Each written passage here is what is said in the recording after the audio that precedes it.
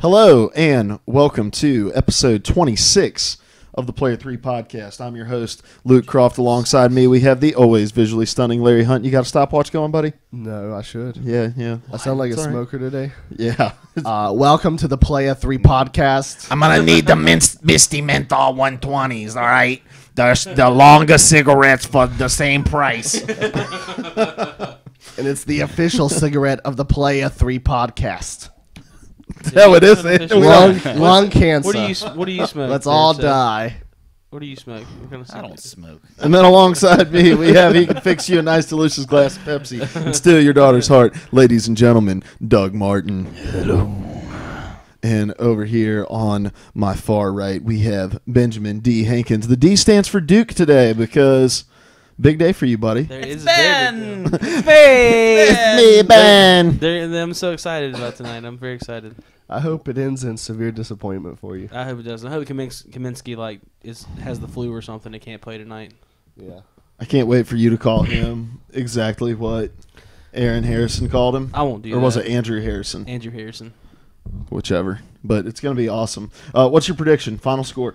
I'll tell you. I already made this prediction. Oh, my gosh. Here we go. 40 minutes of him No, it opening won't up take an that app on long. his phone. I'm going to go real low, 15-14 with Wisconsin. If it's on anything top. like that Butler game a couple years ago, that'll be the final score. That one wasn't bad. The Connecticut game It was the terrible. Butler-UConn game. Yeah, that's terrible. That game was awful. but- I have Duke winning 62-58. All right. I'm gonna go Wisconsin 65-60. I think it may get in the 70s though. That was my bracket. Just like the temperature today. It is kind of warm in here.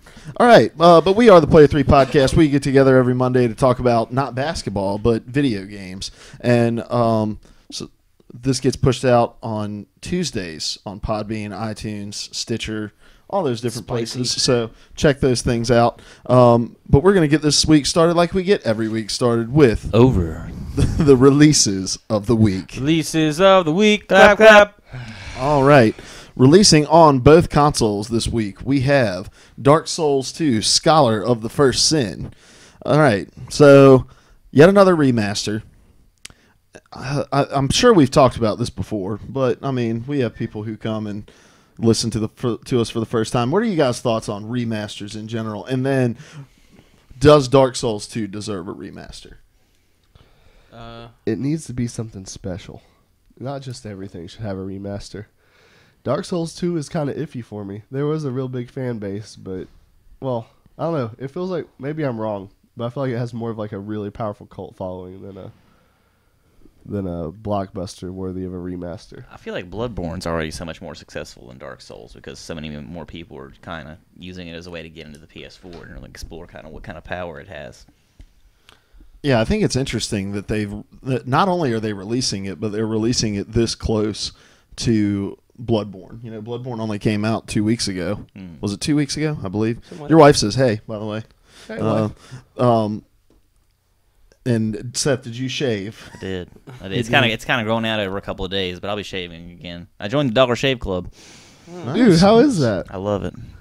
Can Is you it review $1 a that month? during review time? Yeah. We'll Yeah. let you review the Dollar Shave Yeah, Club we'll talk when we later. get there. Here, let me put it in the show notes. But anyway, with it releasing this close to Bloodborne, I thought it was really interesting, and I kind of agree with you, Larry, that I feel like Dark Souls is one of those series that has fans that are really passionate and vocal about it, but they are also very niche. And so, what about you, Ben? For me, my thought with remakes are the more the merrier. I love the ability to go back and like on my current gen system play a game that I didn't get a chance to. Like I'm playing through the Metro series right now, so to go back and play The what? Metro. Oh, I have this head stuff. I thought you said Metroid. I was real pumped for you. Oh no. All right. Yeah, I am gonna go back and do that at some point. But I'm playing through the Metro series right now, and it's just a lot of fun to go back and relive something that I didn't get to. Well, to live out something I didn't get to play in the last gen consoles. And for me, if I get really nostalgic at a lot of things, so I want to have the ability to go back and say, hey, you know, that game was a lot of fun, even if I only played it a little bit on the last gen system, to pick it up on the next gen system and give it a run. But I agree to a point that I would want it to be. Just don't throw out a bunch of garbage. Like don't throw out the same game and slap a PS4 name tag on it. You know, it needs to be somewhat up to standard of the new systems. It has been a great way to fill up those GameStop shelves, though. After that kind of bleak period. That is true, and like, yeah, games are kind of thin there in the beginning. But I agree that I feel like it should be something that is special. Like Master Chief Collection, that is something that like deserves to be on shelves. But like, if it worked. If it worked. Well, it works now. Yeah. Kind of. I still have some problems with it sometimes. But games like like the Metro series or Sleeping Dogs or stuff like that. I'm not sure how much that deserves a remaster. I think that stuff that kind of stands in the gap that was in that weird period where people were beginning to make the transition to the PS4 kind of deserve it. So like GTA, maybe even Tomb Raider to an extent. Last of Us. Yeah, The Last of Us with Borderlands, including the pre-sequel. That sort of stuff. I think that deserves it. But there comes a point when you have to look and say, was this game special enough to be rehashed? And I'm not really convinced that the Dark Souls series is special enough to have gotten brought over to the next-gen consoles. And I know people will disagree with me on that, and that's okay. But I think because you have the IP of Bloodborne that can stand in the gap and fill that role for people who enjoy that sort of a game, I think it's much more... I think it's much less necessary to bring Dark Souls over. So that's all that we have releasing on both consoles. Now let me open up the PlayStation drop here, and we'll see what we got going. Gosh, opening up links on Google Docs, you'd think I'd learn by now. Here we go. All right. So releasing exclusively on the PS4, we have Aru's Awakening. When Aru's Awakening started out as a school project at the University of Reykjavik, Iceland. Ooh, look at you, man. Hey, buddy. Doing your research. The team wanted to create an original platformer. They thought the genre was congested, so new ideas were essential. Inspired by the teleportation gun and Unreal Tournament, the team came up with the idea of a teleportation-themed platformer. So you know how to pronounce that word. So, do you know Portal? anything about this game? Absolutely not. It's a place. Oh, okay. In the world. Right. Well, I knew that's a real place, but... All right. So then we have Bastion. Bastion is an action role-playing experience that redefines storytelling in games with a reactive narrator who marks your every move. Explore, upgrade weapons, and fight your way to victory. Then we have Crinkle Crusher. Just 1K short of a very offensive abbreviation. We have Crinkle Crusher is an action castle defense where you cast elemental spells to defend your kingdom from twisted and hungry creatures called Crinkles. After several generations of peace, they happen to come back, exactly when the ancient tree bears its first fruits in centuries, and of course a cake was made from it. And then we have Stealth Inc. 2, a game of clones. Stealth Inc. 2 is a puzzle platformer where you play the role of a clone escaping a sinister and high-tech testing facility. Stealth Inc. 2 tests both your brain and your reflexes across 60 varied levels linked together in a sprawling overworld. Death is never more than a few moments away, but one of the few advantages of being a clone is that death isn't all that permanent. And then last but not least, we have Tower of Guns. Tower of Guns is a fast-paced, bullet-hell, first-person shooter with randomized levels and enemies, power-ups, epic bosses, and tons of unlockable items and weapons. You never know what to expect next. It is a pure first-person shooter experience for players who just want to shoot stuff, battle gigantic bosses, collect loot, and upgrade their abilities. Now, Stealth Inc., death not being permanent, I don't know, philosophically, if is a clone the exact same person as the dead person? Right. You wouldn't share a consciousness with it, right? So if I cloned myself and I died, I would be dead. I wouldn't experience life through. What if you got a wireless chip that is constantly updating your memories in your new clone body?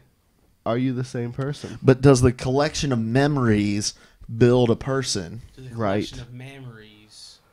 That's weird. Ben's making boob jokes, man. Welcome to Philosophy 3 Podcast. And that is all that we have releasing so far this week. Xbox is it's really hard for me to find what's going to hit their digital store on Mondays. But anything on this list that interests you that you guys heard and were like, man, that's something I would like to check out?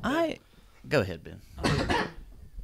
I want to like Dark Souls, but I feel like I wouldn't like Bloodborne, and if I wouldn't like Bloodborne, I definitely wouldn't like Dark Souls. Well, Dark Souls is a lot more defensive than Bloodborne is. Yeah, and I would just end up breaking the disc into 4 pieces and feeding him to Luke's dog. I'm kind of interested about that.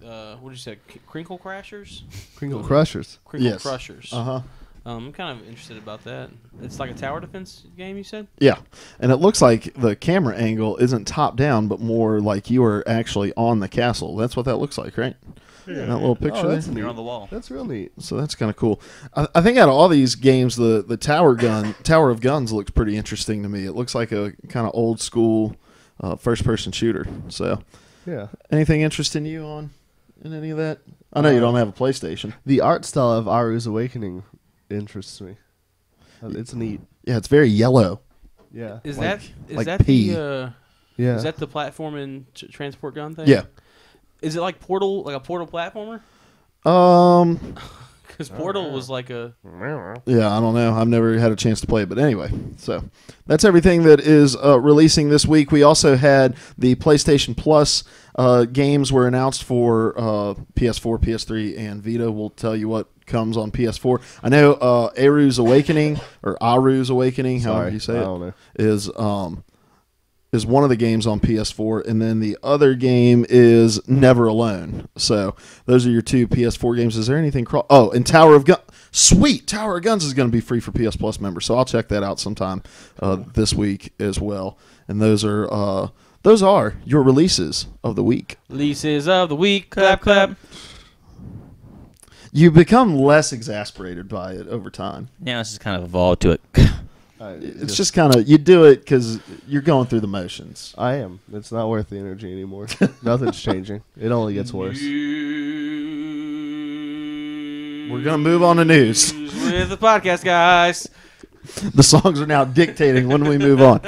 All right, first item on the list, Gears of War is not going to be cross-gen. This is according to a tweet from Jack Felling, who was responding to a question about the new Gears of War coming to Xbox 360. He says, no, sorry, it won't be available on the 360, but it will be available for the Xbox One. Thoughts, guys?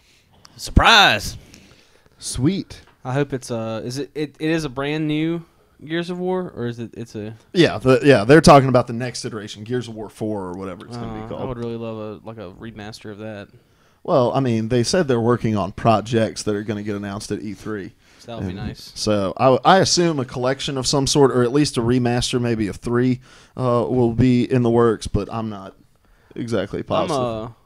I'm excited about it being just current gen, because we've had this conversation before. It's when developers start taking the initiative to say we're going to cut the ties with the old systems and focus on what we can do with the new systems. A Gears on the new system is going to be, gosh, on 360 it looked beautiful. So I feel like it's going to be amazing on this one. As we start cutting ties with the last gen, like, we can really start to see what the new gen's going to be capable of. Mm-hmm. And I'm really excited for that, just to go back and look at like some of the early 360 games and then the last 360 games. Like, it's such a big leap, and now I'm just pumped to see where this goes. Because the early 360, they were still bound by some of that stuff too, because they were doing stuff for Xbox, the original Xbox. Yeah. So, yeah. The only problem is if we abandon PS3 and Xbox 360, what games are we going to have to remaster on the new consoles a year later? There are plenty.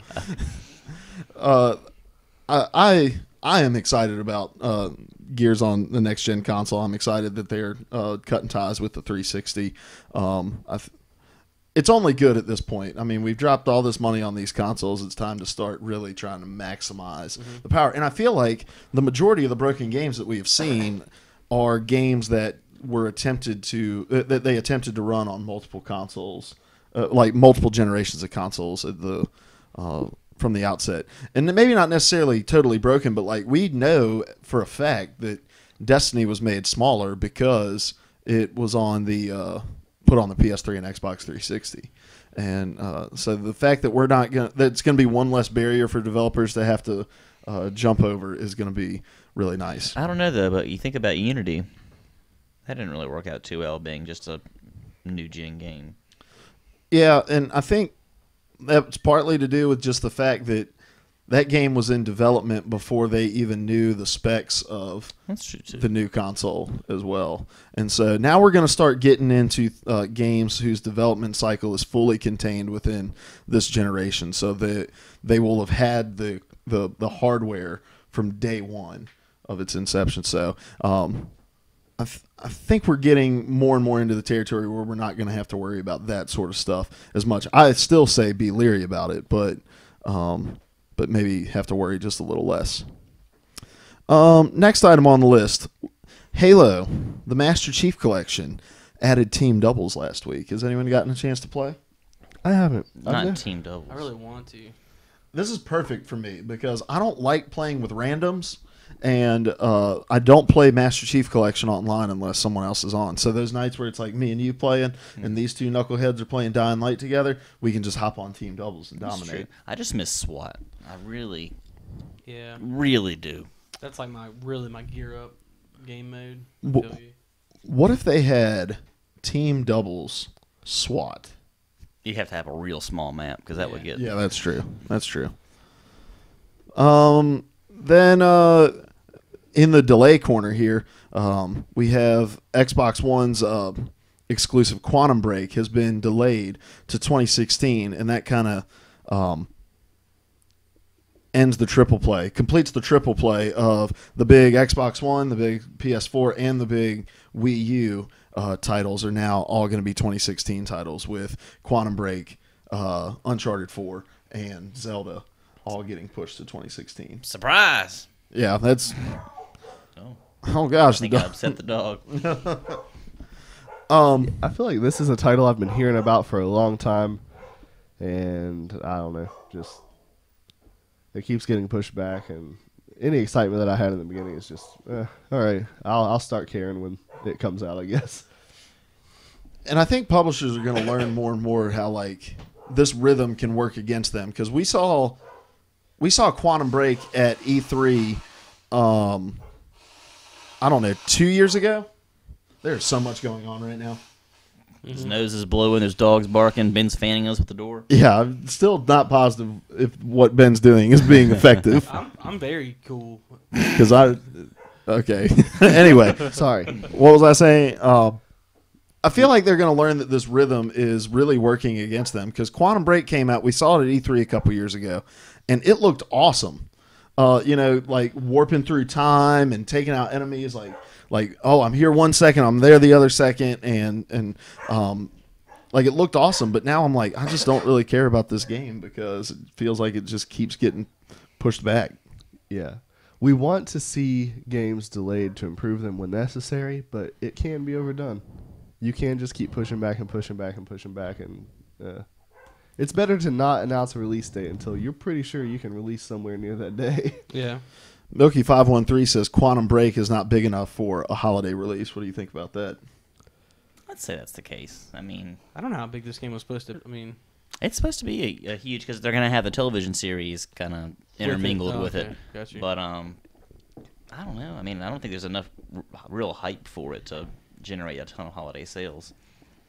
Not alongside what the two counterparts of it. I mean, especially because Halo's coming out this year. You know, there'll be a new Call of Duty right around the same time, and then everything else under the sun will be coming out in November. Yeah, it's like what you're new Assassin's Creed, The Division, Rainbow Six Siege, Forza, the new Tomb Raider game. Like, there's all kinds. I think it's so difficult for a new IP to launch in that time frame, like in late October, November kind of range. And so I don't know how much of this has to do with development and how much of it just has to simply do with the fact that it's a terrible window to try to launch in just because it's so congested with games.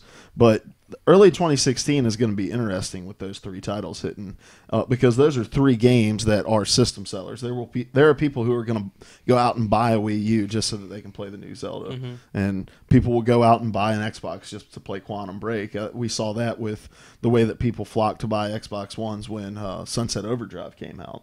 Sunset Overdrive was a system seller, so early 2016 is going to be incredibly interesting. And then Milky513 says continuously postponing continuous postpone, now called The Last Guardian delay. The PS4 game that is always getting pushed back to the point where they just don't say anything about it anymore. All right, next item on the list, we have Spotify, released on PS4 last week and has been downloaded over 1.5 million. It was downloaded 1.5 million times in the first 24 hours that it was available. It's really nice. Did you finally get a chance to try Yeah, I it? did. What are your thoughts on it? I like it a lot. It's nice that it kind of utilizes the suspend and resume functions. Like I was playing the show, I decided to put on a playlist, suspend that game, open the app, get on my Dave Matthews playlist, and then boom, I'm back in the show. Yeah. And it kind of plays not too loud. Like I can hear the announcers on the game, but still hear the music too at the same time, and it kind of seems like it goes in and out automatically a little bit. Yeah, I like that you can control it from your phone, so that you don't have to hop back and forth between the apps. Now, I'm not a Spotify paid subscriber. Oh, neither am I. And so I don't know how it functions, because I think the only way that you can play playlists right now, it being a free subscriber, is for it to just be on shuffle. Like you just can't pick randomly individual songs.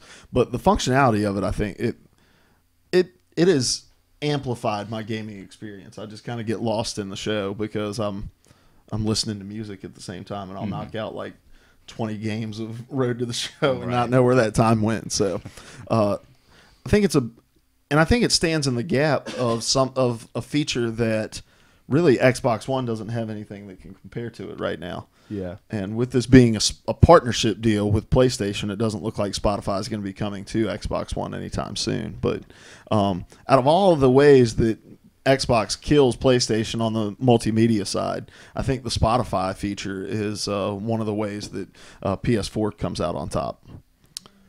Yeah. That's something that's never really interested me, just because I'm the kind of guy that has to get in the zone if I'm going to do good at a game and just block out everything around me, and music cuts me off from that. But I do see the draw, and yeah, PS4 is definitely going to be ahead on this one for a while. Next item on the list, we have The Witcher 3 is going to be 200 or more hours long, and this is according to an article from IGN that if you want to 100% complete this game, it is going to take you 200 hours. Think about how many beard growth cycles that would entail.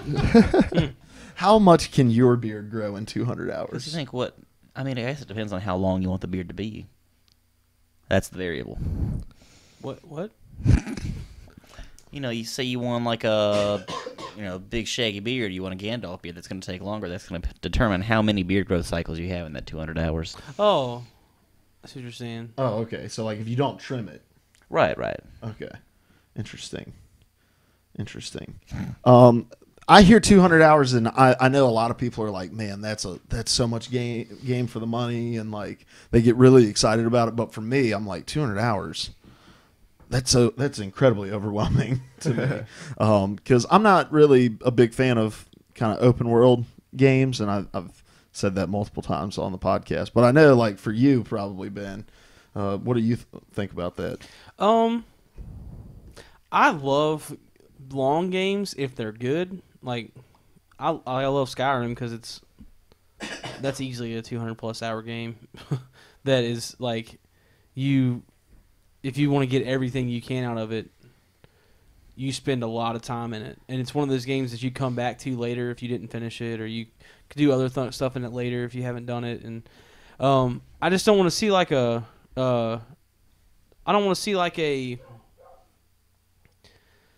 Aliens type situation when Aliens Isolation came out, and it was like it had a long game, but the game should have been done like halfway through the game. Oh, well, that's not really like an open world game, though.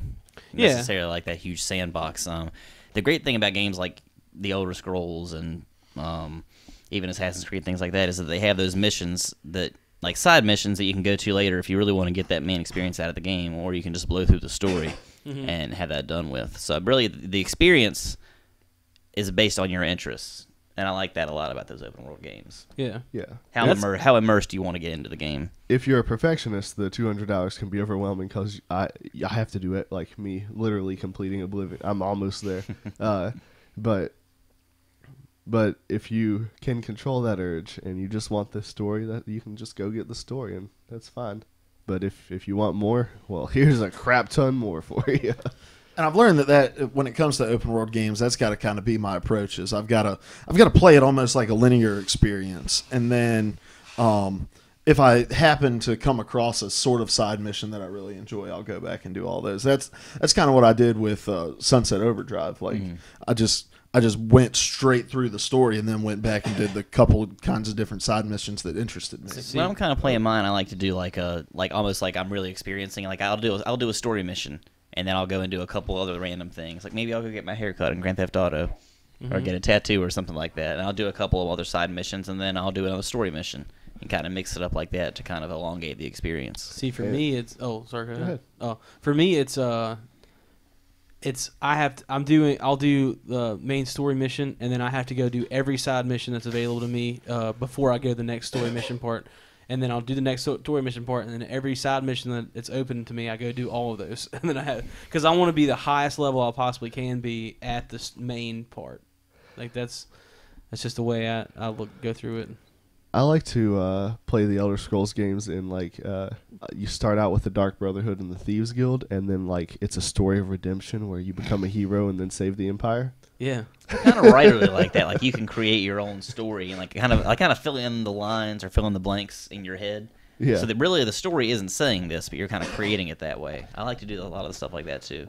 And open world games taught me an important life lesson too. Sometimes I overthink this. Most of the time, I overthink decisions and just weigh the pros and cons just as long as I possibly can. So when I play open world games, there's this temptation to research as much of every choice as I can without getting spoilers as best I can, and it's just crippling. And I had to learn that sometimes you just got to make a decision and hope it turns out all right. It really helps that you don't have real world money and death and things on the line. Yeah, but even in the real world, that applies. Sometimes you just need to stop shuffling and do something. Oh yeah. I think with The Witcher, they're kind of doing. They're a lot like Respawn with Titanfall, where but this is more pre-release than post-release. Like they get it. I feel like who does this? CD Projekt, is that who does The Witcher? I think it's CD Projekt. They get it. They came out a few months ago and talked about the DLC that's going to be free, because they were like, hey, you've already spent $60 on our game. We're not going to expect you to spend all this money just to get skins and make your character look different. And then they came out and they talked about the little quirky thing about your beard growing over time. And then they came out with, because the big thing has been length of game equating to the value of the game, and they came out and they said, well, if you spend your $60 on this game, you're going to get 200 hours a game to play. And so I want more companies to kind of be this transparent coming through the hype for their game, of just like, these are the facts that we know people want to hear, and these are the facts that people want to hear that they didn't even know they wanted to hear. I didn't even know I wanted real actual beard growth in a game until The Witcher told me that I wanted it. And I was like, you're absolutely right, I do. And then they didn't say your beard can grow if you pay $5 extra in DLC after you purchase the game. So I'm interested in this game just based on principle of like, this is how I want companies to handle releases, and so I want to give my money to that. Yeah, and as far as the point of them, the whole, I didn't know I wanted that till they told me I wanted it. We live in an interesting time where developers of games and TV shows and all that can get such quick feedback from their audiences, and it's cool when they interact and take that into account. But some companies do take that to the extreme and just keep shifting things around and try to listen to everybody and make everybody happy, and wind up with a product that doesn't live up to their hype and winds up being something just not pleasing. Yeah, I think it's kind of like with anything, where from a very early stage, you kind of have to decide, like, at the core of what we want this to be, this is what it's going to be. And then we're going to listen to feedback, and if it lines up with what we want our game to be, we're going to implement that. And then if not, we're just going to have to say sorry. Milky513 says, thanks, the order. Now every game has to be stupid long. And we talked about this a little bit when the order came out about value and length in games. And I think from that conversation with the order, it was like so many people were like, you can't spend $60 on a game that's 6 hours long. Mm-hmm. And what I fear is that people will bloat their games so that they can come out and say, hey, our game is 200 hours long, but it's like 25 of those hours are these stupid side missions where you're just looking for collectibles or something 24 hours of the story as you combing your beard. And so I'll be okay with it. And you use the connect functionality to yeah. With your Dollar Shave Club, it comes with a connect enabled razor. Amen, buddy. There you go. You're just cutting skin because you have no facial hair. Next item on the list, there's going to be a special edition Batman Arkham Knight PS4. I'm going to pull up a picture of this. Did anyone look at this? I don't think it looks great. All right, hold on. It's coming up. Let me ask you guys this first. Have you ever purchased a special edition console, or would you ever be interested in purchasing a special edition console? What's the limited edition console that would get you? I really, really, really wanted that when when Pokemon Yellow came out and they had that Pikachu. Was it Pokemon Yellow? They had a Hey You Pikachu Xbox or N64. No. It was a Game Boy Color, but it had Pikachu, but it also had like the pre-Pikachu, whatever that stage was called, or something like that. I don't know. It had Pikachu and somebody else on there. Came along with one of the Pokemon editions, and it looked awesome. It was like a yellow Game Boy with little Pikachus on and stuff on it. Pichu? Yeah. I guess. That's Was the it Pichu? Pre-Pikachu. I guess it was Pichu. It's been a long time since I Pokemoned. The last gen, I think it was the 360 had a limited edition console that was R2D2. That's what I was gonna say. And that one really tempted me, but I think they had one of those on sale at our GameStop recently, didn't they? maybe. But you couldn't. I don't care what theme the console is. Like, it will tempt me. It's neat. But you're not going to get me to buy another console if I already bought one. So I would have to not have the console yet. And so when they wait to release these limited edition consoles, I know they're doing it to try to drive more console sales after the first boost. But if I've already bought in, I'm not buying in anymore. If I had a way to transfer my hard drive space, I would consider buying a new one. But I don't want to get rid of my save files. Well, you could do that now with a PS4. You could transfer it all onto an external hard drive and then put it back on your new console. Yeah, looking at this, I mean, it's kind of cool. It's very simple.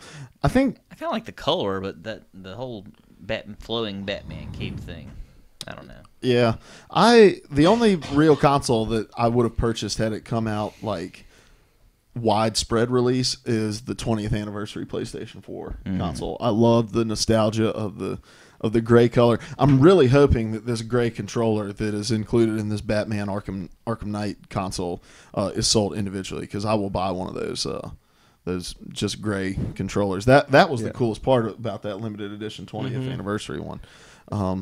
So it's okay though. I will buy a special controller every now and then. Like, my favorite Xbox One controller is the Titanfall controller. That Titanfall controller is sick.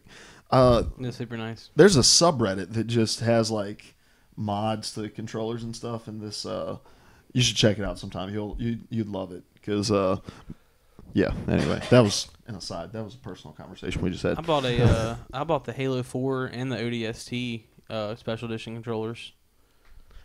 I don't think I've ever bought a special edition controller. I like buying different colored controllers, but I've never bought a special edition controller. It's weird. I'm a weird person when it comes to that kind of stuff, because I either have to have all the same color, or I want to have every color. Like, each controller is a different color. I can't have repeats. So I want either all black or individual different colors. I bought a red controller last gen that came out with it was themed for a game, but all it was red, and I can't remember what game they released it for, but that was my favorite controller last gen. Just a red controller. Real simple. Let's see. Next item on the list. you will be able to try the DLC characters in Mortal Kombat X without purchasing them, and I really like this model. I like when developers and publishers get creative with how they're going to implement their DLC and let people interact with it. Let's see. This is according to an article from VG247. Mortal Kombat X will bring back the Challenge Towers mode, and it's through this mode that you'll get to try any of the game's DLC characters, even if you don't own them. Creative director Ed Boon told Angry Joe in a video interview that a new type of challenge towers will be introduced in Mortal Kombat X called the Living Towers. And quote, and every time you turn the game on, there's going to be 3 towers in the Living Tower section. One changes every hour, one changes every day, and one is called the Premier Tower, which is kind of like an event tower. So for instance, if DLC character Jason Voorhees comes along, you're going to have a Jason tower that you play as Jason, and you can even use that tower if you didn't purchase Jason. So it's really cool. It gives the players a taste of what the character is and what it's like to play them. End quote. I like that. Yeah, a lot.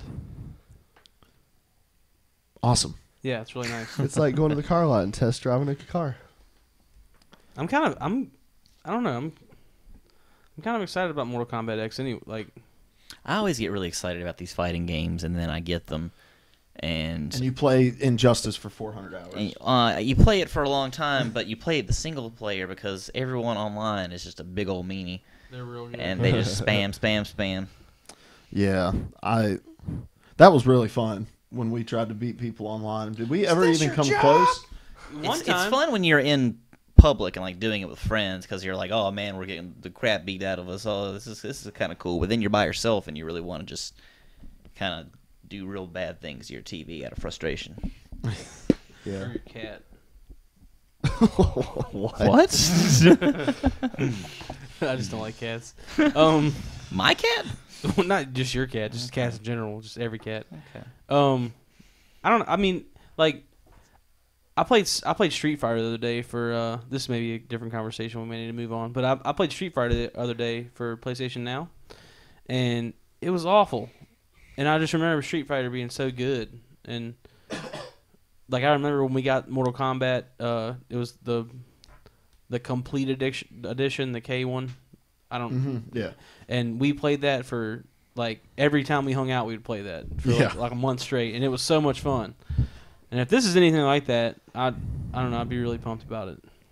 I think with this new with what they're trying to do with this DLC model is like, I think that developers are starting to understand you can't just put out DLC and expect people to pay for it anymore. I think people want to see that what they're spending their money on is going to add value to their game, and so I think it's cool that they're creatively finding ways to get people to engage their content without having to pay for it in a limited sense, so that you can pay for it and then kick somebody's tail with them on online.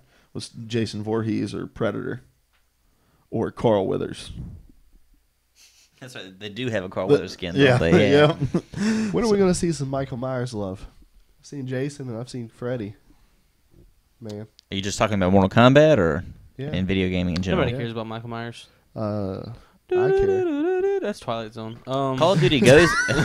Call of Duty Ghosts had a map where the little briefcases that you would pick up with special things in them, it would give you like a Michael Myers mask and a hatchet, and you would run around and hatchet people to death. All right. As long as something happens somewhere. Next item on the list. Kojima Productions logo has been removed from promo material for Silent Hills. We had somebody in the pre-show asking about this. This is according to an article from IGN. So we've seen the Kojima Productions stuff getting taken off of Metal Gear Solid 5 related things. And I'm going to pause this before that auto plays.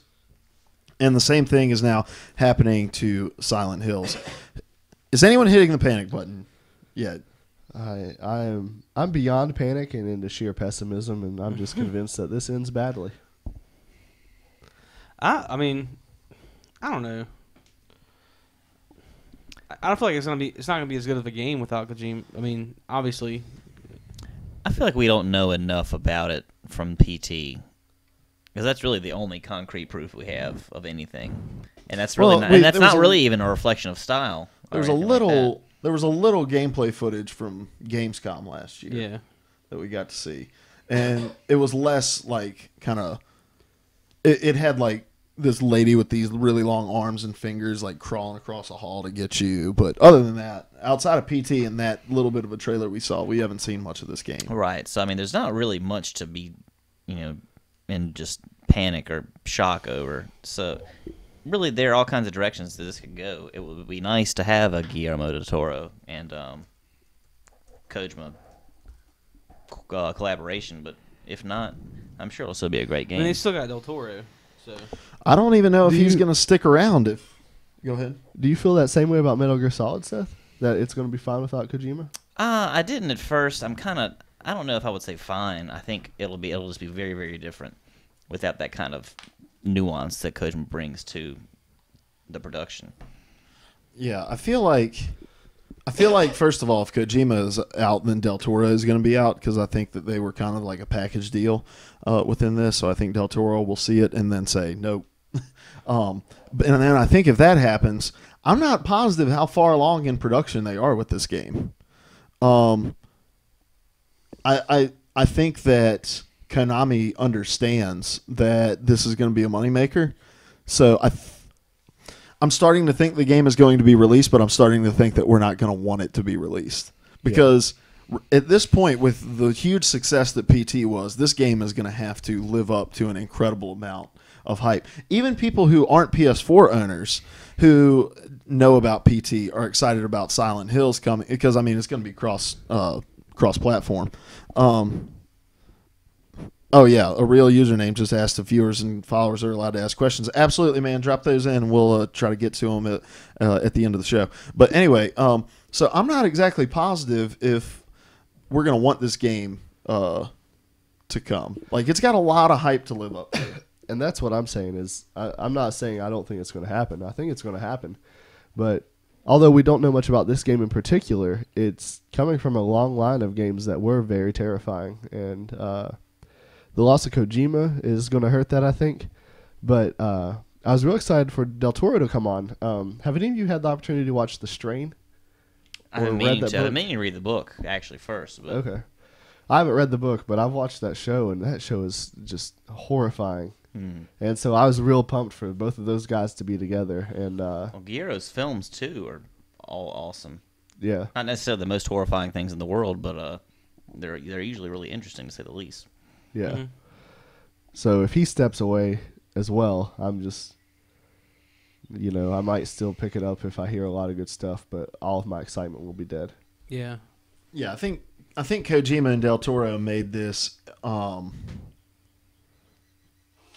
like a day one purchase, like kind of a must buy, and now it becomes kind of a wait and see approach. Milky513 says Norman Reedus said he hasn't even done the reading for it yet. If you can drop the link to that article, the source for that in here, that would be great. I'm actually going to have to make you a mod in order to do that. So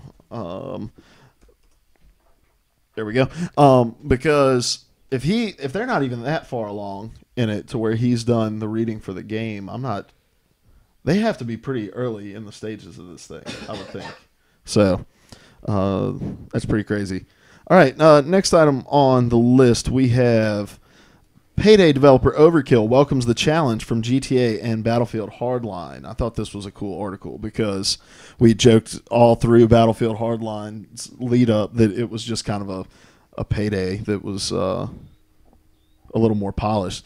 So Payday 2 Crime Wave Edition is going to be coming to Xbox One and PS4 in June. And in an interview with, I don't think there is... It's just with VG 24/7. Overkill producer Almir Listo said, quote, "We're not in a position anymore where we have to be scared. We have our community and we know what they want, and this just makes the heist genre more popular. I'm looking forward to GTA Heist on PC and seeing what Hardline has got. From our perspective, we just welcome the challenge. Any competition can only make our game better. We will, of course, play their games and have a lot of fun, and we'll learn from them what they did good and what they could have done better." End quote.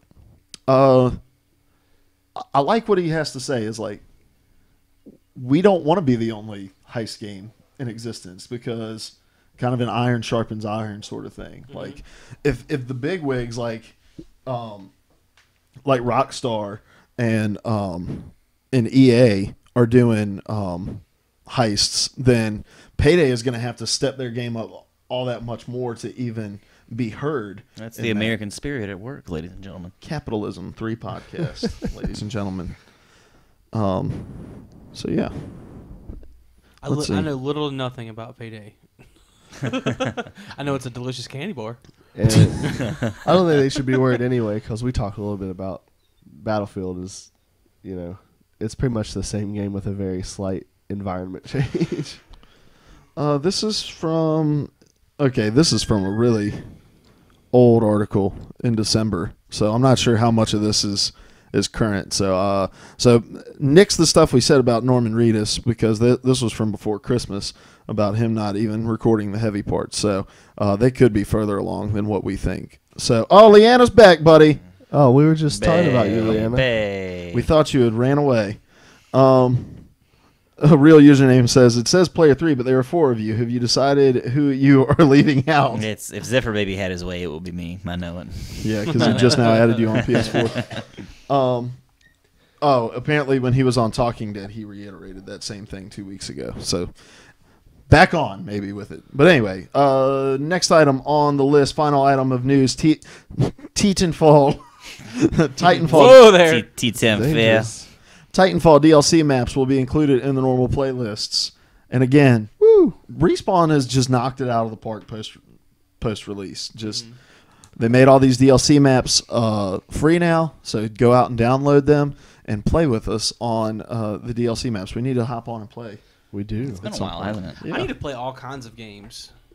Well, because you bought like 7 of them. Yes. You bought 7 like 200+ hour games in 1 week. That is very true. You bought Oblivion, Skyrim, the Mass Effect trilogy, Fallout New Vegas, Fallout 3, Brutal Legend. Seriously. You bought Brutal Legend. It's so much fun, man. It's so good. It's so vulgar. It's so awesome. Rather than talking about games that we need to play, let's talk about games that we have played. Nice segue. Thank you. You're welcome. Because we have reviews. Reviews for you. All right. Yoo-hoo. We're going to start with you, Ben. Sweet. Neverwinter. Tell us about it. What is it? Neverwinter is an online MMO. It's free to play. It is cool.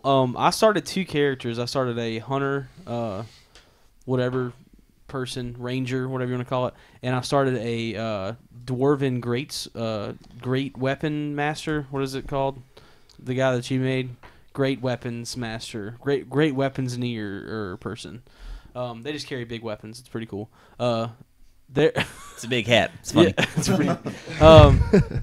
There are the coolest thing about this game is it's from Wizards of the Coast, people who do D&D, and it's got all of the D&D lore within it, like all of the divines, people that you can have, or deities, whatever. All Diets. Of the classes. And you got Paleo. You got the Atkins. Your different kind of classes and character races and stuff are all in there. You can roll for your character's attributes. There's like feats that you can have as a certain character. It's just really cool. They have all like the locations, like Waterdeep and.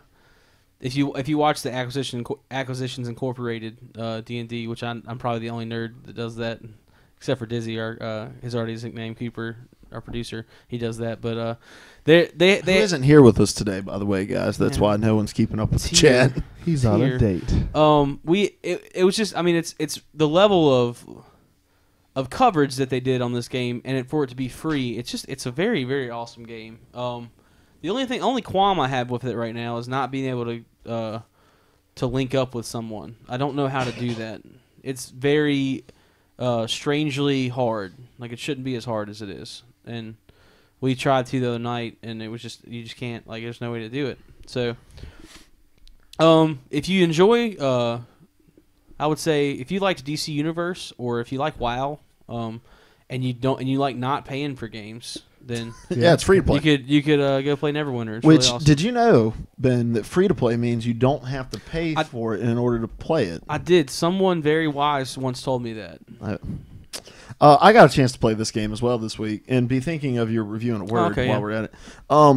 I did not like it very much, but I'm not really into those kinds of games. Like, I just tried it because I like to try everything anymore. So, but It's pretty hack and slash from the little bits of it I played. It was. I'm not really a big fan of like the stuff that feels like a PC interface where it's just like 4,000 icons and you have like the note bar in the bottom left hand corner that's just constantly scrolling about like damage you dealt or what somebody on the other side of the map picked up or something like it's just congested. It's not clean. It was a little overwhelming. So I'm not even going to have a review in a word just because I didn't play it that long. But a lot of people too. I mentioned this and I just thought I forgot about it because Swift Raptor just said Diablo 2 clone. That may very well be. I have no idea, but this is a free game, so I don't know if Diablo 2 is free. A lot of people that I've seen playing it Diablo 2 is definitely not free. A lot of people that I've seen playing it say that it plays a lot like Guild Wars 2. So if you like that kind of game, that's might be a game for you. My review in a word would be unexpected. I did not expect to get the quality of game that I would get out of a free to play. I didn't have to put anything into it but load time kind of game. And I've heard some people talking about frames being dropped and stuff within it. I haven't experienced that yet, so I can't speak to that. But unexpected, yeah. I wouldn't have expected to have that amount of content for free. The Zephyr Baby says, "Ooh, Diz has a date. It's with his wife." So, he's married, so it's a boring date. I'm just kidding. It's probably an awesome date. Oh gosh! Oh, he's married too, and now he's in trouble. Probably. If his wife watched the show. Yeah, she doesn't watch it, so it's okay. All right, Larry, we're gonna go to you now, buddy. All right. Talk to us about Slender. So I played Slender. I'm gonna drop links to your videos. Slender : The Arrival. Slender : the That's a weird. Because yours was it made put to the test. Quite slender. My colon really got to work out after playing this game, guys. So I saw that this game was at a reduced price for gold members, so it still is. You should go check that out if you haven't yet. It's only $7 right now. But I had never actually played the original one that came out on the PC. I'd heard that it was pretty scary, but I hadn't played it. I played this one. I'm a fan of the Marble Hornet stuff. I watched it a lot, and I talk about that little. We have some videos of it. We're trying to work some kinks out because right now YouTube says there's copyrighted audio in them, even though there are a ton of Slender the Arrival videos on YouTube. Only in the first one. Your second and third one are fine, I think. All right. Huh. Yeah, your third one's fine as well. Well, you can watch the second and third one here. So the first thing I noticed about this game, we got it fired up, and it doesn't really give you any explanation of where you're at or what you're doing. There's there's a story, but you figure out the story as you go. So it's real funny. At the first, I tried to figure out what was happening. Thought I'd parked my car somewhere. Figured out I'd accidentally parked my car through a fence. Cool. Then you asked where the woman was that was driving the car. And then I found out that my character was the woman driving the car. Spoiler. You are someone named Lauren. You're looking for C. That could be a guy's name. CH? I can't remember. C something. You have a very feminine hand. Yeah, okay. I didn't realize that. And so you start walking down this trail because I figure that's what you do because the game sure as heck doesn't tell you. And so the movement in the game's a little bit clunky. It could be a little tighter. When you run, like just the way your screen bounces, it doesn't feel like you're running. It feels like you're just taking long steps. You run like a girl, So Larry. you are Slenderman. Maybe. Oh Maybe that's the plot twist. And you're just seeing mirrors out in the forest. Anyway, Kill you. They kill you. Mirrors that kill you. and it is a true survival horror game. There is not really any way to fight anything. All you can do is run away from stuff. And as far as I got, you can at some point shine your flashlight in somebody's eyes to blind them and try to escape, which adds to the terror for me. I hate not being able to fight something. Running away is my second mode of defense in scary situations. The first is just to let it kill me if it's going to be instantaneous and painless. Yeah. And then if that's not the case, I'll run. Zephyr Baby says that's most probably why Slender Man is after you. You broke his fence and wants your insurance details. It's true. It's true. So Get off of my lawn. So the game actually starts out daylight, and as you go, it starts to get dark and dark, and you're walking out through the middle of nowhere. And where this game really excels is in building this creepy atmosphere. Before I ever saw Slender Man, I'm already kind of spooked out by the environment. You don't have a flashlight to start with, so when it gets dark, it just sucks. I mean, if you just look at a picture of Slender Man, like he's not the most frightening dude. He's just a guy in a suit with no face and long arms. It's kind of creepy to me. It's kind of creepy. Like, just can you pull up a picture of Slender Man? It's only not creepy to you because the face was made up by toilet paper for the most part for you. This is true. The creepiness of Slender Man comes in the fact that he sneaks around everywhere at you and can find you and kill you by looking at you. And he convinced those middle school girls to kill that other girl. I mean, the lore is scary because he's one of those guys that creeps in windows and stuff like that. But really, he just looks like a guy in a morph suit with big old long arms. Yeah, and if you don't know the lore of Slender Man, you start to see him everywhere, and he drives you crazy, and he comes after you. The videos are horrifying. Yeah, watch the Marvel Hornet stuff. Yeah. Anyway, so it builds this real creepy atmosphere. You walk in the house, there's like creepy stuff written on the walls and creepy noises happening. I saw Slender before I expected to, Slender Man, and that really scared the crap out of me, and I yelled. And but it excels at building this creepy atmosphere, this place you don't want to be. The graphics aren't the greatest thing ever, but I wouldn't expect them to be from this game. Some people may be upset by that. And in fact, although it builds this creepy atmosphere, when you come up really close face to face with Slender Man or one of the other enemies, it kind of loses some of its immersion for me because the graphics don't stack up. I'm like, okay, well, that's kind of creepy. As long as he's off on a distance staring me down and coming after me in the woods, it's pretty scary. But once he actually gets me, the first couple times it's scary. The rest of the time I'm like, oh, all right. Mm-hmm. And aside from that, the scares are pretty solid. I mean, I know you're not a fan of jump scares, Luke, but I enjoy them. And this game excels at Slender Man coming at you out of nowhere. There's a random... You actually noped out of the game when you just hear this random ear-shattering scream outside. Mm-hmm. Yep. That was pretty creepy. So it was a really fun game. I had a lot of fun streaming it, and I plan on finishing it at some point. And if I had to give a review in a word, I would say ominous. Just you don't feel at ease. It's terrifying. It's freaky. Not in terms of like graphics or anything like that, but in terms of the atmosphere. From what I watched, it felt a lot like PT. Like the atmosphere over time gets really heavy, and then only making the jump scares accentuated even more. Like, it does a good job of building tension. And the thing I liked, and you had to actually point it out to me, but then when I saw it, the very first time you saw Slenderman, when you walked out of that door, those are the kind of things that I like, where it scares you because it's off in the distance somewhere. Like, it's not in your face jump scare. It's oh crap! Like you even said, you didn't expect to see him that early in the game, and then he shows up.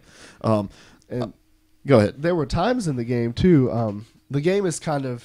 If you're familiar with the lore, you know that the story is told through someone carrying a video camera everywhere. And Slender Man messes with electronic devices, especially with video cameras. And so when you see him, it kind of freaks the screen out a little bit. There were times out in the forest when the screen would get all twisted, and I couldn't figure out where Slender Man was. But I know I'm looking at him somewhere on the screen. That was pretty frightening.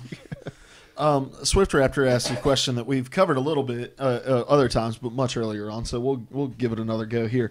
To you, what makes a good horror game or a good horror anything? I think it depends.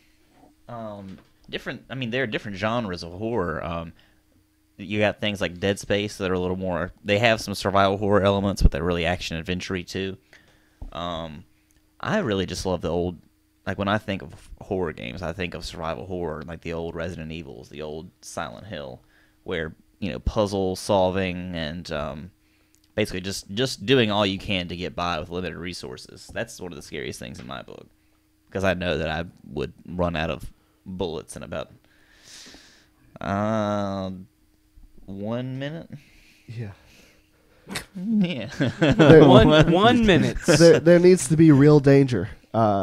And I think that's what has changed with Resident Evil as it's gone on. That what makes it more of an action game than a horror game for me now is that there's no risk of running out of anything, really.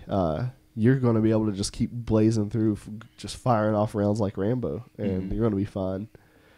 There needs to be. I think there's still some value to that, because like within the Resident Evil universe, it's like there are different organizations that have teamed up against Umbrella or whatever the company it is now. yada yada yada. And now they're gonna have like militarized things. It's not like you're just. The beauty of those old games was that you're isolated, cut off from the group, and you have to scavenge and things like that. Now there's just a time where you can, there's a time to live and a time to die. There's a time, whatever. Ecclesiastes 3. Hey, buddy. What about you, Ben? It's funny because I was going to say this, but Swift Raptor just put a comment up saying it's horror specific to the each individual playing the game. We watched that demo of, what was it called? What's the game? Where you have Five Nights at Freddy's. No, you have to choose how you get scared. Until Dawn. Until Dawn. Yeah, we watched that. We watched that demo, and that to me is a very. I think that's a great way to base in a horror game how you're going to do your scares. Because if you know how someone gets scared, like for me, I'm not a big I get scared at jump scares so much in the fact that it's just somebody jumping at you. Like you're gonna have a little bit of a jump, somebody jumping at you, but I get more scared at like the atmosphere or like the ominousness of something, like the never actually catching me but always being there, able to catch me, and me not really being able to prevent it. Like that's what scares me the most. Like the one scene in PT when you're like looking. Well, I don't want to spoil anything, but it's been out for forever. So the one scene in PT when you're looking through the keyhole, when you're in the big red hallway and you're looking through that keyhole and you hear like some craziness going on. It sounds like somebody's hacking somebody off with a sword or something, and you can't you have to stay looking through that hole to pass through the level. You can't pull out. You always want to I always want to look away from the hole. I don't want to, because I hear that stuff going on behind me and I can't prevent it from happening. So the way of going to determine how you're going to be scared, like Until Dawn is going to do, from what we've seen, seems like the way that you would get the best bang for your buck with a horror game if you're looking for what scares me the most. Because that's a really cool system, I think, that needs to be implemented in more horror games. Yeah, for me, it's about it's kind of about like a rhythm in both moments of real deep intensity, and then it kind of lets off the brakes and then leads you right back into intensity, and then a rhythm in the sense of the space that you get to operate in. So really wide open spaces where there's so much room, there's absolutely no way of knowing what's going on around everything that's going on around you, to really, really condensed spaces where you feel like if there is anything going on here, it's right on top of me. And I think that's what PT did such a great job of with me, was you had the hallway, which was its biggest space, obviously. Mm-hmm. But then it seemed to always get bigger. Like you had the hallway, but then you had the hallway and you had the like open foyer area. Then you had the hallway, the open foyer area, and then I discovered there's a second floor. And I remember the scariest time in that game for me was when it only happened once, mm-hmm. but I looked up in the balcony, and there's a guy standing there, and the guy was just standing there, and he's just looking at you. And it wasn't Lisa, it wasn't the ghost, it was some random dude, I think, mm-hmm. just looking at me, and I never could make him appear again. You can't really see him though. He's like kind of like, you can see his eyes kind of reflecting, and there's sort of a form there in the shadows. But, yeah. Ooh. I tried to take a screenshot of it, but it didn't work very well. And I also like when a game makes it, or a movie, anything, where it makes it feel like it's doing something to you. Mm-hmm. And like with PT, I started to think halfway through it, I'm like, are they trying to do something to me? I felt like they were trying to get in my brain. Like, as dumb as that may sound. Like, because, it started this whole conversation about what was happening to other people. And it almost seemed like no two people were having the exact same experience. And it was like, is this really tailoring itself to the player? Like, do they know something about me mm-hmm. that I don't know they know about me? So I enjoyed that. I think these are the elements that really make a horror game good for me, and I think you've all hit on several of these. But one is atmosphere, like we discussed. You've got to do that good job of setting up this creepy place, a place that there's pressure, there's uncomfortableness to it. There needs to be real danger, not something you're just going to blaze through. There needs to be this rhythm, like you said. I think the pressure's got to come off sometimes. You got to feel safe in order for your safety to be violated. And then the last thing, and you've said this in previous podcasts, but there has to be some mystery, some unknown element. Once you know what the monster is and you understand its strengths and weaknesses, the fear's gone. There's got to be this ongoing mystery. This you don't have the whole picture, and Slender does a good job of that with the lack of telling you the story outright. But also in the second level, where you have to find the 8 pages. I forgot to mention this. The landmarks rearrange every time you die, so the forest is not the same every time you go through it. And PT excels in that. Like you said, there were just so many different ways things could go that nobody was having. There wasn't just a clear shot way to shoot through that game. And you're in the bathroom, like looking around for crap, and you hear a bunch of junk going on, and you can't go in there. It's so terrifying. And I think the narrative surrounding what's happening to you has to come alongside of it and really amplify it. To me, like, yeah, if I'm watching I don't know, like a Dateline or something about some sort of heinous crime that's happened, it's rarely the event of the crime that frightens me the most. It's the motive behind the crime. Like the Slender murders. Like it was creepy because of the stories that the girls told after. What they did was awful, but it was the motives behind it. And I think when a horror genre can really capture those like eerie motives behind what's going on, like The Strangers at the end, when they're like, what did we do? And the guy just says, it's the only thing I think he says in the entire movie. Or no, it's one of the girls. Yeah, it's the girl. She says, you were home. Yeah.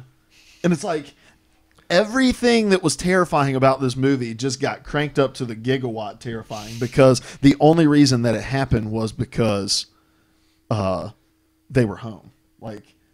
And that's so creepy to me. And then they drive off and they talk to some Jehovah's Witness or Mormon kid that's coming down on a bicycle. And I mentioned this in my stream, but I haven't finished the Marble Hornets videos, and the reason why is so silly sitting here in the daytime with all you guys, and it's funny.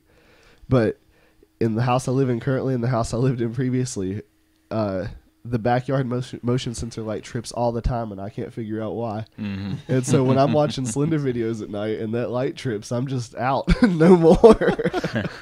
And I know it's ridiculous, but then when in the moment, it's creepy. Yeah. All right, and then we have 2 more reviews, one for a game, one for a service. All right. Are we really going to review the Dollar Shave Club? Yes, we are. It's on the stream title. All right, so MLB 15, the show, came out this week. Ben, thoughts? It's so good. Gosh, it's the show though. It's PlayStation at its best. I feel like anytime it comes out, it's just great. But I've only gotten into the road to the show, like deep, really deep. I love the carryover thing though now, because I played my left fielder from last year's game on this game, and it's really, really. And I had deleted all my data, but it just took the cloud save, so that was pretty cool. So how far into your season last year did you get? Not very far. Like you hadn't finished the first season? Nah. So did you start in 2014? Yeah. That's cool. Yeah, I started 2014 with the Twins, which is kind of cool because that means I can like build my character up, and this year I'll be a better player than somebody who started their player in 2015 because I'll have had all of 2014 to build up my stats, which is pretty neat. Right. And plus, I'm hitting like a 487 right now. Seth, you've only played a couple games of it, but what do you? Of this year, yeah, I like it a lot. It feels almost just like last year's game, but there's just enough change, like little things like where you can kind of shift where you want the ball to go or how you want to stand a little bit. Mm-hmm. Almost like aiming, but it's a little harder when you're playing baseball. Yeah. I really like the player, not interactions, but their kind of responses. They have these individual responses later into the game, like maybe you strike out, your player is gonna actually get visibly upset. It feels it's just that much more real, and I think that's one of the best things about the show as a sports game. Not that I'm the most versed guy in sports games, but that it's really true to the experience of baseball. I feel. Yeah, the show kind of suffers from the fact that it's been so good for so long, and it's almost I'm not going to do a review in a word. I'm going to do a review in a sentence, and I'm the host of the show, so I can do what I want. Sorry, yes, sir. But my review would be, what do you buy the man who already has everything? Because that's what it is with MLB The Show. It's like, this game already has, it's got 98% of it right. Mm-hmm. Like, there are very few things that I can point at and say, I would like for that to be different. I think the year-to-year saves thing is really awesome, and I didn't realize that you could do anything. I thought you could only do your Road to the Show character, but you can do your franchise, you can do all that stuff. Oh, and so wow. to me, it's gonna keep me invested even more in these things. And I think that's one of the main reasons with Diamond Dynasty they switched to the method where you don't lose your cards. Mm-hmm. Like there's no contracts left, because why would you have year-to-year saves if you're just gonna lose those guys after you use them for 15 games or whatever? So, like, little things like that. The only thing that I play and I'm like, man, I really wish that they would have this is something that they had in MVP Baseball 2005, where the better your plate vision was, the more you could tell what the pitch was out of the hand based on a ring of color that would show up for if you didn't have really good plate vision, maybe just a split second, all the way to if you had really good plate vision for a couple seconds as it was coming back in their hand, to tell if it's a breaking ball, an off-speed pitch, or a fastball. And because I think that's really true to life. Like, you can, like, players talk about how they can pick up the pitch out of their hand and know what it is as it's coming out of their hand. Mm-hmm. And I feel like that would be something that would just add to the realism. But outside of that, there's really nothing that I would say, man, it's really lacking in this area. The lighting looks awesome. The new, like, the year-to-year, the yearly accurate lighting where it looks different in April than it does in September, I think is really cool. So, but yeah, what do you buy the man who has everything in the world? No one has. I know they can't do tattoos, can they? Like players' tattoos for some reason. I feel like Carl Crawford has his. They have to buy the rights. I know they were talking about that in the show 14. But yeah, someone got sued in the NFL for having their tattoos in the game, like the artists sued the people, and so the NBA went and secured all the rights to players' tattoos, and they're encouraging players that if they get tattoos that they get their artist to sign a waiver saying they can be included in, anything. So that would be cool if they added player tattoos into it. Mm-hmm. But yeah, very solid game. You guys have a review in a word or a sentence? Groovy. Go to right now is my thing. That's what I do if I'm like I want to play something right now. It's just I go pick up Road to the Show and start playing it. Yeah, I've been playing the crap out of it on my Vita too, because you can upload it to the cloud and it's right there before you pick it up on the go. All right, our last review, Dollar Shave Club. Tell us about the Dollar Shave Club, man. The Dollar Shave we Club. Aren't getting paid at all by Dollar Shave Club to do this either. That's true. So maybe we shouldn't do it, but do it Yet. anyway. All right, well, yet. Oh, no, this is free We're not advertising. making any money off anything either. But anyway, the Dollar Shave Club, it's great. I've had my first month experience so far. You have 3 different options. You have a little 2-blade razor for, I think it's like $2 a month. You have a $6 experience for a 4-blade razor. The handles come free. They do. Nice little handles. Or you've got like a 5-blade razor. I think it's kind of standard, like a lot of Gillette razors do now. Pretty cool. I have the 4-blade. I really like it a lot. It's a great shave. I got one of their products. It's called Shave Butter, and it's very smooth. Usually when I shave fairly often, my skin gets really irritated. It hasn't been happening. I actually just ordered some aftershave too. That should be coming in a few days. They also have like hairstyle products, like gels. They have disposable wipes for your bum, for your poops. Nice. For your bum. I think they're even expanding, and they're trying to come out with like a shaving gel and things like that. So if you aren't using flushable wipes after your bowel movements, you are missing out. All right, you need to treat your butt like a king or a queen. Are all butts masculine? I don't think so. All right, not all butts are. There are very few butts that are created masculine. Yeah, basically. Zephyr asks if this is why Seth isn't sporting a beard while the rest of you guys are sporting manly beards, and Hubom is I'll see the patchy comment. one. Oh crap! Yeah, but it's usually I do keep a little bit of beard, but I figured most of the time I didn't shave because it's so ungodly expensive to do. Yeah. It's like $18 to $20 something dollars for 4 or 5 razors from Gillette. This is $6 for 4. You can shave 7 days a week and just throw your razor away, and you're out $2, something like that. And there's no one's shipping. tasing you at the CVS. There's no shipping and handling. It's great. I love it. $6 a month is a week For $6 a month. Oh. For 4 razors. That's awesome. What's your review in a word for Dollar Shave Club? Majestic. My face feels great. I've kind of got a little stubble now because I usually shave for work a lot of the time, make me look nice and young. If the people think I'm younger, maybe they'll feel sorry for me and give me more money. Yeah. Yeah. If they think you're No, older, you need to look old. Yeah, you need to look older, so they're Well, like, not sorry. I'm sorry. like, oh maybe gosh, maybe this they'll guy's be 45 they'll be working at a seafood impressed. They'll be restaurant. impressed. They'll be like, this young man knows what he's doing. you should Like, take he's your such- razors in and offer people a shave while they eat. And actually, if if you join and you put they'll get a special link to your Facebook. I haven't done this because I don't really care. It's $6 a month, but you can get like $5 back or something for every friend of yours that join your. Do that. We'll review. drop it in. We'll drop it in on the podcast, and people can click that link. All right, Dollar Shave Club. We'll get that. We'll get that settled up. I get the same thing, $5 a month. And so $5 is basically like a month of razors. Awesome. Bam.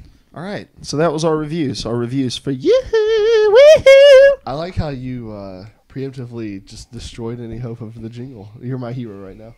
Huh? They didn't get to do the jingle. That's my jingle. Yeah, but yours is much less intrusive. Oh, okay. Thank you. All right. Now we move on to Protagonist Madness, ladies and gentlemen. Protagonist Madness. All right. Here we go. We have several that we're going to have to decide here collectively Sweet. on the podcast. So, I love it. all right. We're going to start in the Mario bracket. We have Ryu beating Mario. Oh, gosh. 56% to Wow. whatever the percentage is, the inverse is that, 44%. And they will face Samus, who destroyed Donkey Kong, 85% to 15%. So there is your a quarter of your Elite Eight.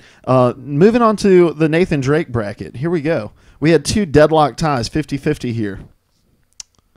We have Nathan Drake versus Agent 47 tied up. Who should win this, guys?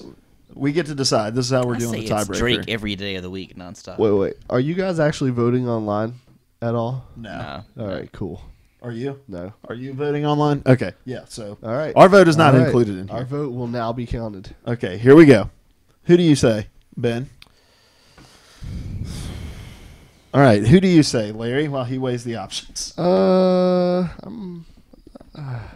right, Seth, who do you say? Nathan Drake, wins? baby. Nathan Drake. The drizzle. The shizzle. Yeah, for me, it's going to have to be Nathan Drake. There's 2 votes for Nathan Drake.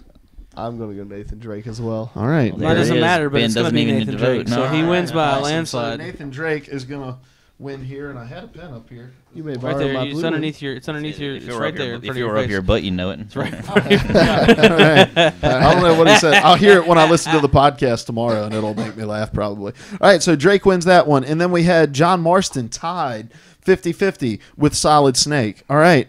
Who do you guys... What's John Marsden from again? I'm bad with names. Exactly. So your vote is for Solid Snake.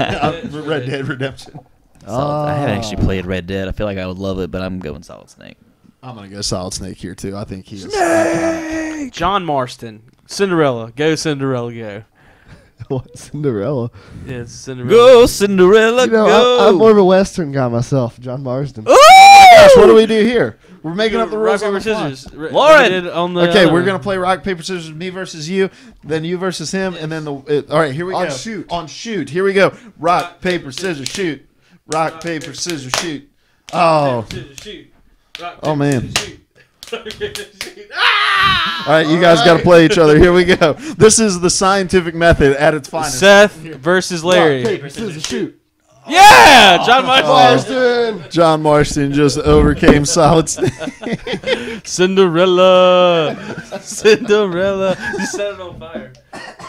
Burn it to the ground so that nobody else may have it.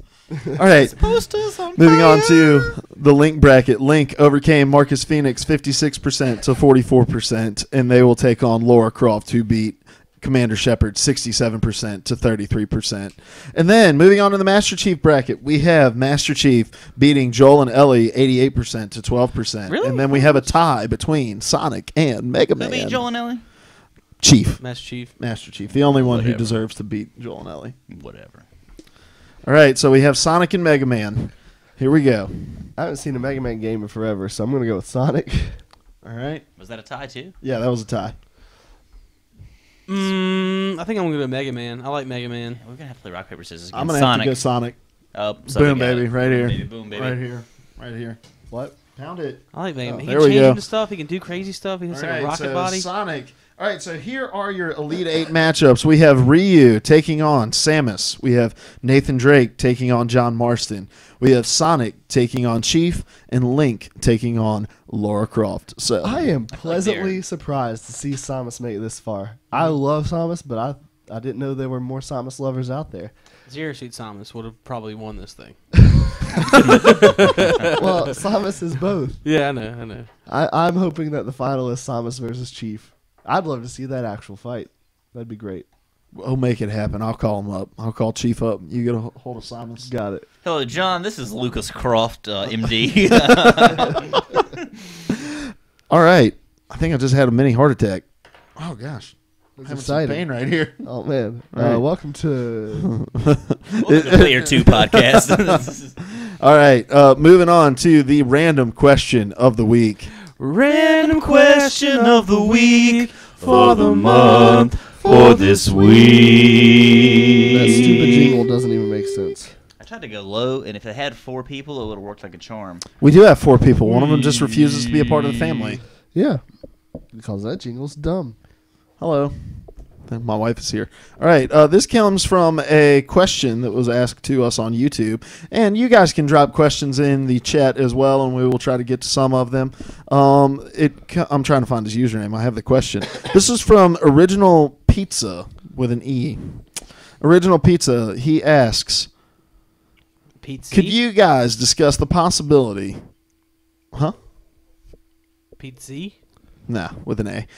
Could you guys discuss the possibility of an Xbox One and PS4 Slim coming out this year in your next video? Could you see it happening? I mean, with the release of Halo 5, would it not be perfect to do so? Is 2 years into the lifespan too early? Would love to hear your opinions on the topic. Those are like, I feel like that's way too early. That's like for- 5 random questions. That's not one random question. Hold on, I'm going to look up when the That's PS3 one Slim... random question. Okay. I'm trying to figure out when the PS3 Slim came out. Because I feel like it wasn't... I mean, it wasn't like incredibly long after the... I would say it was 3 or 4 or something like that. Let's see. Okay. Anyway, what do you guys think about the Slim models coming out and while I look for these dates? I think it's too early. I feel like that happens. I don't think it's so much now's a good time so much as all right, now we know how to make this thing smaller without causing any difficulties with the hardware. And I feel like, especially with the Xbox One, there's still a lot of kinks to work out with that UI, even though it's so great a lot of the time, and with the system itself and with the network. So to come out with a slim system this early on when there are still bugs to be fixed, and with the PlayStation 4 too, don't get me wrong, but when I go for a slim system, usually it's because either A, I've had a big problem, or like my Xbox 360 has broken or something like that, or and I'm looking for something with the bugs worked out that weren't really necessarily done at launch. Let's see. It was 5 years for a Slim Xbox 360, and it was like 2.5 years for a Slim PlayStation 3. So, And both of those systems enabled their slimness by taking away backwards compatibility. So this gen, that's not even a factor. So Yeah. that may affect it. I think I'm going to mix my answer to this question with our wild speculation. What speculation? I think that the slim versions are not going to be a thing. I think they're going to do what the phones are doing now and make them bigger. Your console is your entertainment center. You have to buy one of those huge, like it's like a showpiece, like it's like the old TVs used to be, where you actually buy like the cabinet. It's like a TV in a cabinet. Yeah, you have to buy a console in like a armoire. The Xbox One now comes with one of those struts up the back that you can mount your TV on. Yeah, the Xbox One now filling your entire third bedroom. You need a dolly to carry it in. You need a dolly to carry it in. Yeah, if you got a studio apartment, you can't buy the new Xbox. There's no way. If there's a console that needs to get slimmer, it is the Xbox One. That thing is massive. Oh, you know how it has that gigantic power supply? Yeah. I learned something really cool. You may have already known this. The power went out and I couldn't turn it back on. I thought my Xbox was fried. I was real upset. I had it through a surge protector and I was real mad about it. So I went Googling. There's a surge protector in the power supply. My God. Yeah. That is so cool. Neat. I think it's too early for a slim console. I wouldn't necessarily be like upset about it if they released one. I don't care. Like mine works fine. Yeah. And then because the thing is, the slim ones got cheaper, didn't they? As they went on, like not much. The slimmer PS3 was a little cheaper than the fat PS3. I think so. I think you make it slimmer because you learn how to more efficiently build your technology. Also, the PlayStation 3 was like $700 on launch, wasn't it, or something like that? It was. I think it was $500. It was way. It was expensive. Yeah. Interesting story about the release of the PlayStation 3 though is they lost hundreds of dollars on every PS3 sale because what they were trying to do was they implemented the Blu-ray technology, which was extremely new at the time.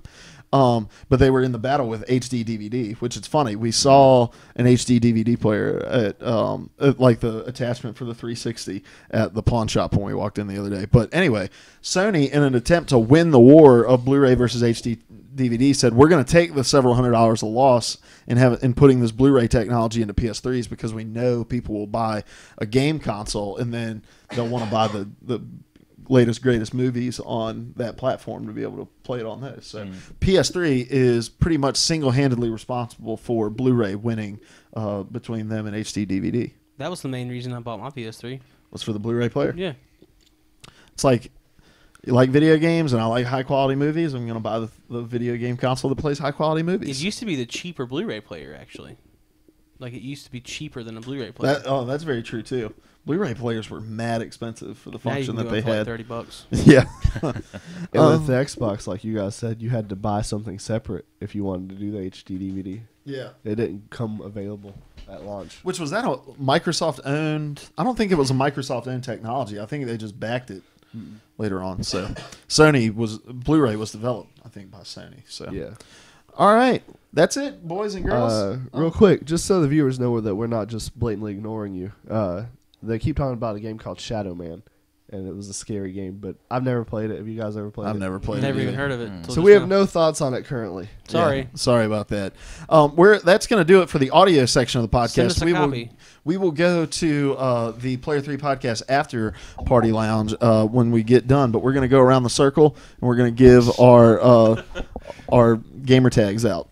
My name is Hubom Trady. You can find me on Xbox Live. Hubom Trady, 3 words, HW whatever, WHOBOM Yeah, 3 words. And then you can find me on PSN. Hubom Trady, all 1 word. WHOBOMTRADY. And then I'm on Twitch at that same name. So yeah. I'm Seth. You can find me on the PlayStation Network at Buttzors. That's BUTTZORZ, Buttzors. Or on Xbox Live at Dongzors, DONGZORZ, Dongzors. Got kind of a monopoly on the whole lower body thing. And on the rare occasion that I stream, Twitch at Buttzors, BUTTZORZ, Buttzors. I am on Twitch and Twitter at Lair Hunts Zombies, LARHUNTS Zombies. And you can find me on PSN at Lodger Blackman, LODGER Blackman. And you can find me on Xbox Live at Download a Hoagie. And you can follow me on Twitter at TK from Antioch. And then we are the Player 3 Podcast. We get this out to you every week on iTunes, Podbean, Stitcher. Follow us on youtube.com/Player3Podcast. Follow us right here on Twitch, twitch.tv/Player3Podcast. And don't hit the stop streaming button because we still got the after party show.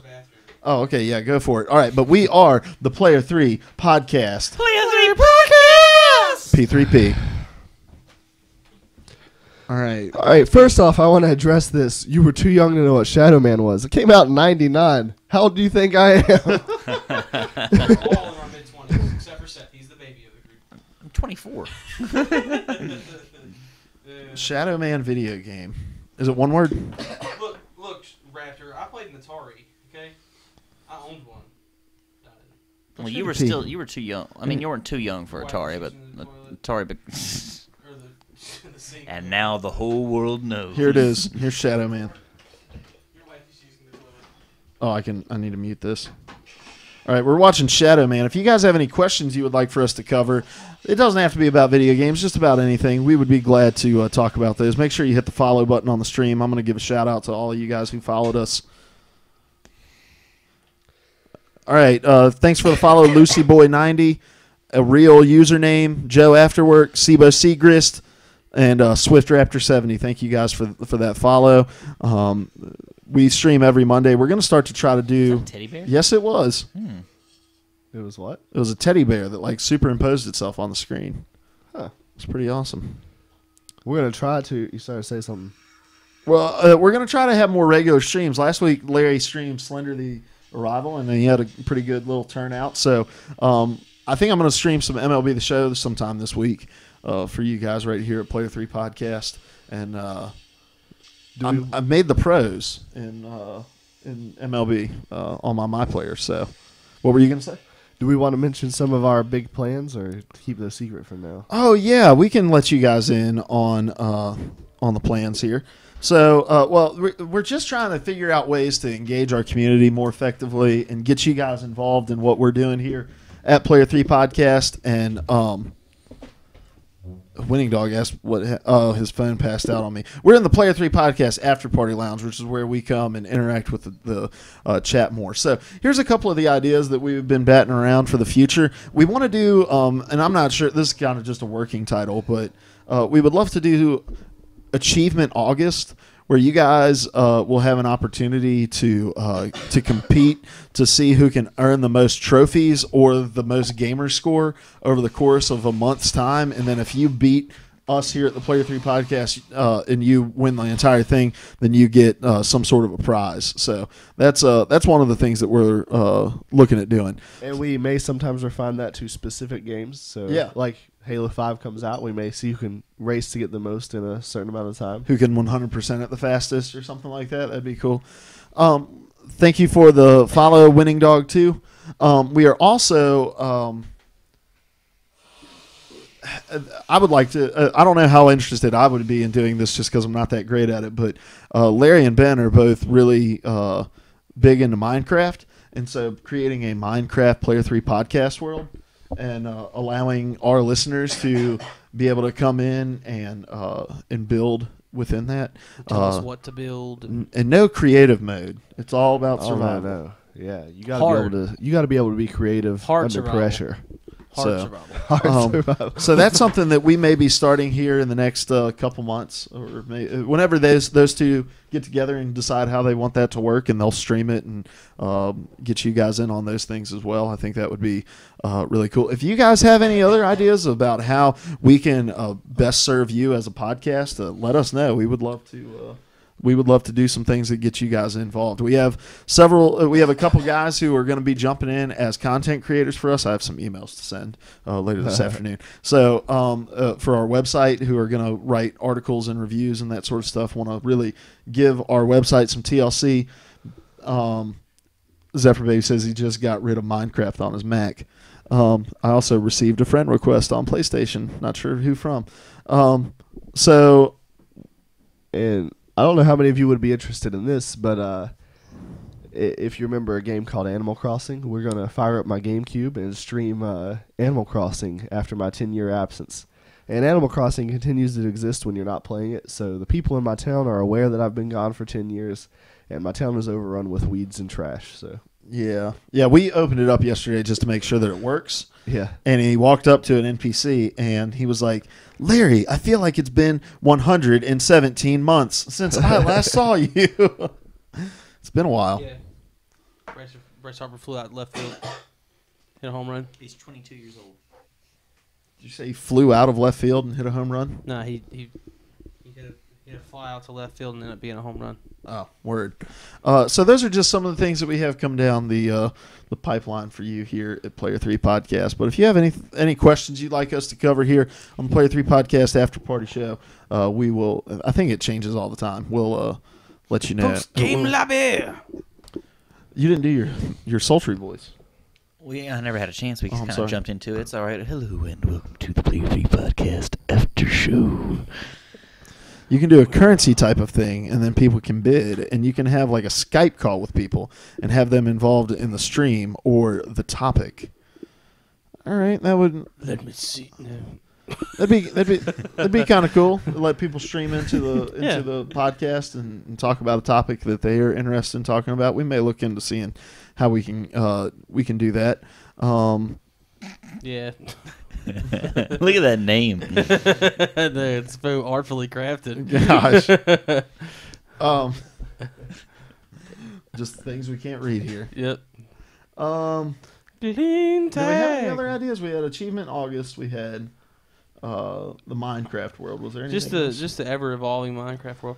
Yeah, I don't know. There's we could do like game of the month that you want us to play. Maybe that'd be a cool thing. Yeah, maybe allow you guys to vote on games that you would want us to stream. Diz and I are going to do more streams together, and I think Larry also learned that it's much easier to stream when you have somebody else. yeah, you need a friend. Yeah, you need someone there that's You going to need a hang friend out with you. to stream. Randy Newman, super racist. It's not racist. He just hates midgets. Well, he hates like people groups Little that aren't people. him. So I don't say he's. You got a friend in me. There's a snake in my boot. You could do a special guest once in a while, either having them in person or through Skype. I would love to. We also want to try to do some interviews with some people, and I need to get more active on trying to bring some people in to do those sorts of things. It was funny. We had something lined up with the guys who did iDarb. And iDarb blew up in the first week that it came out, and they were like, "We're real sorry, guys. We're not going to be able to get around to it." And I was like, "Dang it, that was going to be fun," because I loved iDarb. iDarb. I had the worst song in the world. That song's so good. iDarb. Modbot is about to let your viewers earn currency the more time Oh my gosh! they are in your stream. Oh, Modbot. Okay, we have. I think we have Moobot. Moobot, right? Yes. Yeah. So I'll have to check out Modbot and see what they can do. And I'm going to do this real quick as well because I just don't want to see that. And there we go. All right. Right-o. Right-o. I don't think it's posh. Zephyr Baby, how are you feeling about Bloodborne, buddy? Zephyr Baby is our Dark Souls / Bloodborne guy. Aficionado. He's an aficionado. And Leanna never came back, guys. She said she'd be right back, and then she died. Rest in peace, Leanna. Rest in peace, Leanna. Oh, man, I'm hungry. Yeah, I'm Me really too. hungry. Where Nice to meet you, Hungry. I'm Dad. Dad joke. He told you so bad. All right, we're gonna get out of here, and make sure you guys hit that follow button so that you know when we go live. Zephyr Baby says he's feeling good about Bloodborne. I'm stuck. He was saying he wants to play co-op with you at some point. I know. I want to play co-op with him at some point too. If I started something offline, will it transfer to online? Because I just started the game while it was updating because I didn't want to wait any longer on it because we had a time we had set to stream. While he's getting that question, where do you guys want to eat? Right now, will it be? Are you eating with us? Food store? I don't know. Quite possibly. Brilliant. She had Fantastic. 2 babies. Find out One was 6 weeks, one was 3. In the Bangarang. 44. No Dawson's all Creek of fans you. in here. All right, we're gonna get out of here. Thanks to you guys for tuning in. If you want Seth's telephone number, someone want to get up there for me? Okay, I got it. And then I'll give out Seth's telephone number here. We have. What are you doing? Sus telephone number is 638-225-17. Butthole. It's stop streaming. Where is it? Hit the stop streaming button. Seriously. 178.